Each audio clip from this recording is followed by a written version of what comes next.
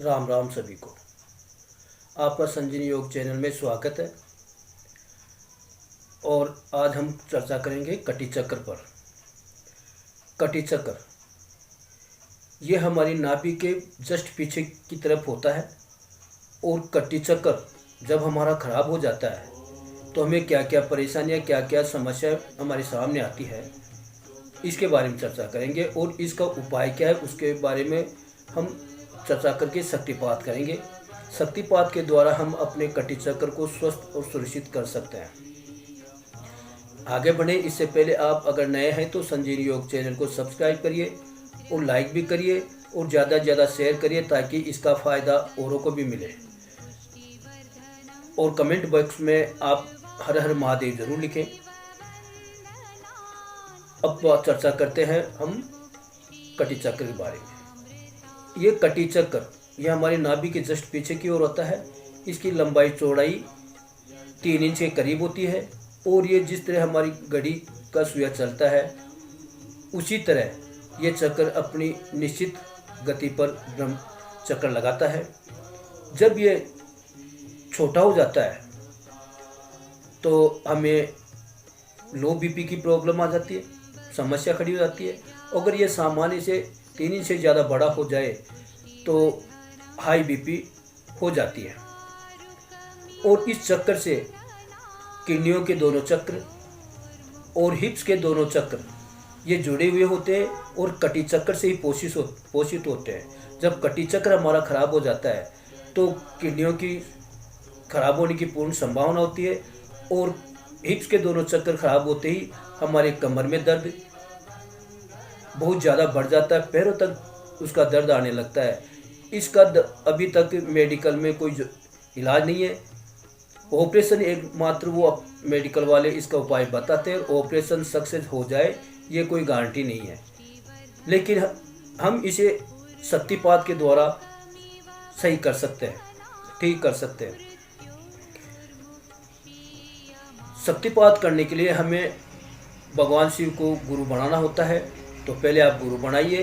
पिछले वीडियो में गुरु बनाने की विधि बताई गई है।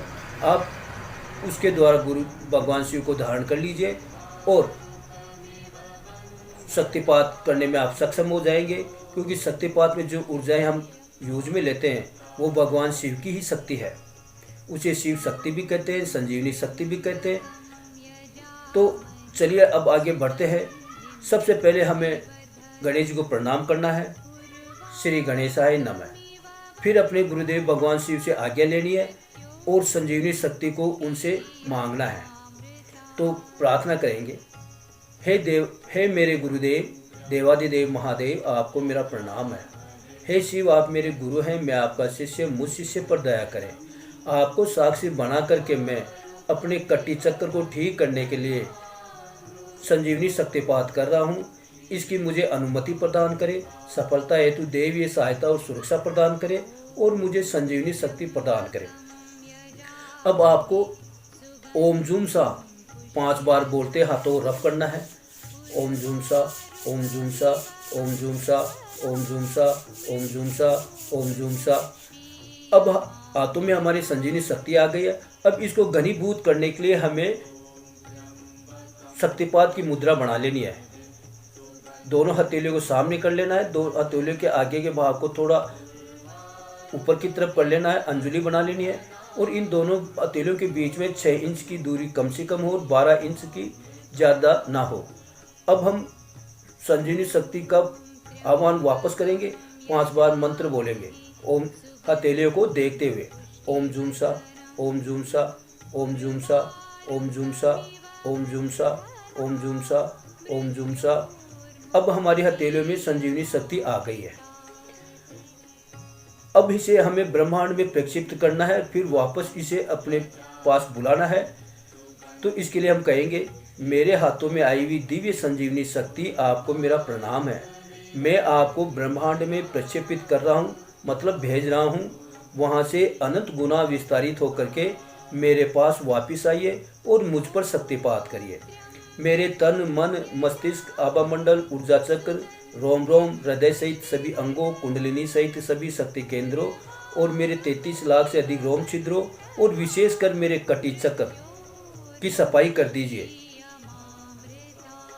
वहाँ मौजूद ग्रह नक्षत्रों की दूषित ऊर्जाएं, वास्तु की दूषित ऊर्जाएं, तंत्र मंत्र की दूषित ऊर्जाएं, भूत प्रेत सहित ऊपरी बाधाओं की दूषित ऊर्जाएं, शत्रु बाधाओं की दूषित ऊर्जाएं, पितृदोष की दूषित ऊर्जाएं, समस्त प्रकार के ऋणों की दूषित ऊर्जाएं सहित समस्त प्रकार की नकारात्मक ऊर्जाओं, जहरीली ऊर्जाओं, बीमार ऊर्जाओं, जमी हुई ऊर्जाओं, सड़ी गली ऊर्जाओं, यूज हो चुकी ऊर्जाओं सहित समस्त प्रकार की समस्या उत्पन्न करने वाली, पीड़ा देने वाली और बीमारियां उत्पन्न करने वाली किसी भी प्रकार की नकारात्मक ऊर्जा को विखंडित करके उसका निष्कासन कर दीजिए, पातालीकरण कर दीजिए, पाताल अग्नि में ले जाकर जलाकर भस्म कर दीजिए, ताकि वापस लौट कर के मुझे दुखी ना कर सके, परेशान ना कर सके। पूर्ण सफाई के बाद मेरे तन, मन, मस्तिष्क, आभा मंडल, ऊर्जा चक्र, रोम रोम, हृदय सहित सभी अंगों, कुंडलिनी सहित सभी शक्ति केंद्रों और 33 लाख से अधिक रोम छिद्रों और विशेषकर मेरे कटी चक्र को ऊर्जित कर दीजिए, उपचारित कर दीजिए, स्वस्थ कर दीजिए, सक्रिय कर दीजिए, सुडौल कर दीजिए और मेरे कमर दर्द, पीठ दर्द, हिप्स के दर्द को स्वस्थ कर दीजिए, सुरक्षित कर दीजिए और मेरे बीपी के, रक्त के दबाव को आप सर्वोत्तम कर दीजिए, बैलेंस कर दीजिए और मुझे एक अभेद्य दिव्य सुरक्षा कवच प्रदान करिए, जिसमें प्रेम और प्रकाश के आने जाने का उचित मार्ग प्रदान करे। इस सुरक्षा कवच में मैं तन से, मन से, धन से स्वस्थ रहूं, सुखी रहूं और सुरक्षित रहूं और सदा सर्वदा मैं लोगों के कल्याण हेतु सक्षम बनूं। इस हेतु मुझे पूर्णतः स्वस्थ और सुरक्षित बनाए रखे।